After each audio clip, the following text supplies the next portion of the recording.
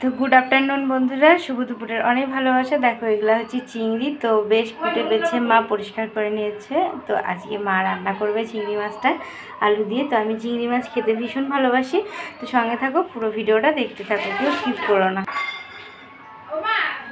তো দেখো এদিকে কড়াইটাও গরম হতে দিয়ে দিয়েছে মা, এদিকে এখানে হলুদ লবণও দিয়ে দিয়েছে।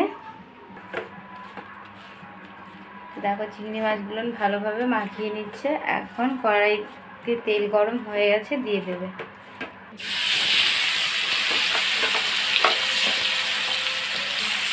চিংড়ি মাছটা আর ইলিশ মাছটা, এই দুটো মাছ আমার ভীষণ ভীষণ খুব পছন্দের একটা মাছ। তো আর মায়ের হাতের চিংড়ি মাছ আমার খুব পছন্দের। তো তোমরা কারা কারা পছন্দ করো মায়ের হাতের রান্না, অবশ্যই কমেন্ট করে জানাবে।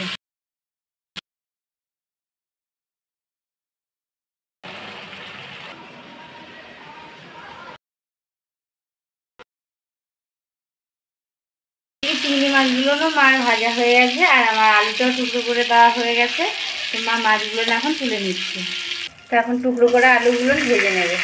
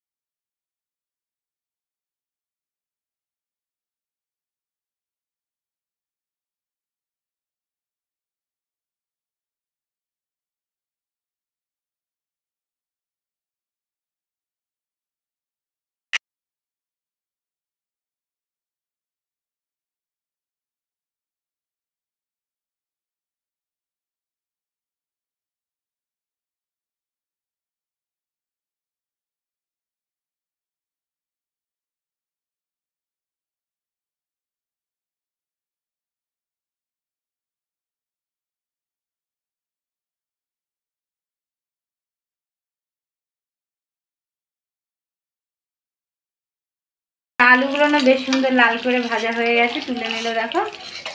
আর এখানে দেখো আদা বাটা, রসুন বাটা, লঙ্কা বাটা, পেঁয়াজ বাটা, জিরা বাটা, কাঁচা লঙ্কা বাটা সবই আছে। আবারও কড়াইতে দিয়ে দিচ্ছে তেল। তো ফোড়নে দিয়ে দিচ্ছে গোটা জিরে, মশলা আছে, আদা বাটা, জিরে বাটা, লঙ্কা বাটা, রসুন বাটা সব আছে। দিয়ে দিচ্ছে হলুদ গুঁড়ো,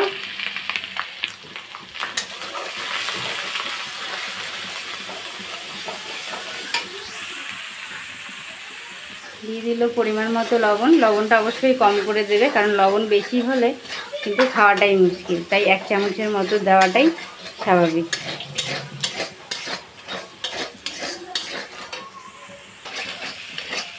দেখে মশলাটা বেশ সুন্দর কষানো হয়ে গেছে। এখন দিয়ে দিচ্ছে আলু। আলু দিয়ে বেশ সুন্দর কষিয়ে নিচ্ছে দেখো।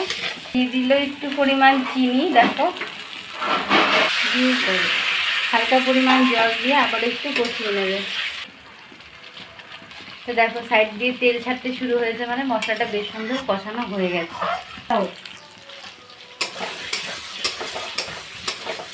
তো বেশ সুন্দর দেখো কষানো হয়ে গেছে। এখন পরিমাণ মতো ঝোল দেওয়ার পালা।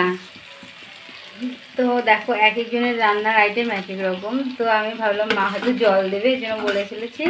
তো মা বলছে না, মাছটা দিয়েও খানিকক্ষণ কষিয়ে নেবে। তো দেখো মাছটাকে দিয়েও কষিয়ে নিচ্ছে।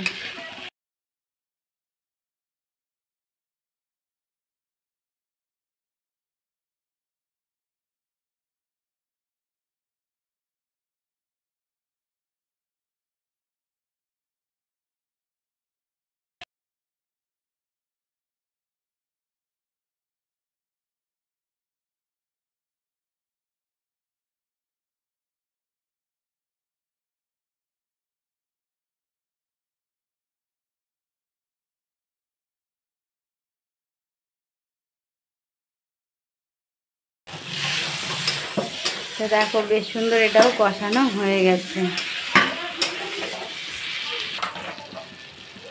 তো দেখো এখন পরিমাণ মতো ঝোল দেওয়ার পালা।